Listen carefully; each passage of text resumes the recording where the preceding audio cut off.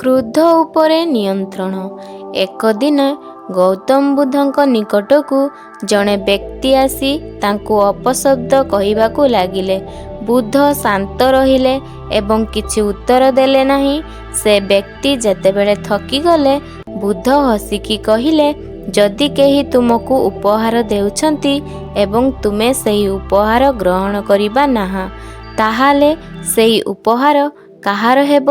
ସେ ବ୍ୟକ୍ତି କହିଲେ, ଯିଏ ଦେଇଛନ୍ତି ସେ ହିଁ ରହିବ। ତେଣୁ ମୁଁ ତୁମର ଅପଶବ୍ଦ ଗ୍ରହଣ କରିବାକୁ ଚାହେଁ ନାହିଁ। ଏହି ଅପଶବ୍ଦମାନେ ତୁମେ ନିଜେ ରଖିପାରିବ। ଏହି କାହାଣୀ ଆମକୁ ଶିକ୍ଷା ଦିଏ ଯେ ଅମାନ୍ୟ ଏବଂ ଦୁଷ୍ଟ ବାକ୍ୟ ଉପରେ ଉତ୍ତେଜିତ ହୋଇବା ଉଚିତ ନୁହେଁ। ଶାନ୍ତ ଏବଂ ସଂଯମ ରହିଲେ କ୍ରୋଧ ଆମର କେବେ ବି କ୍ଷତି କରିପାରିବ ନାହିଁ। ଯଦି ଆପଣମାନଙ୍କୁ ମୋର ଭିଡ଼ିଓଟି ଭଲ ଲାଗିଲା ତାହେଲେ ଗୋଟେ ଲାଇକ୍ ଦେଇ ସବସ୍କ୍ରାଇବ୍ କରିନିଅନ୍ତୁ।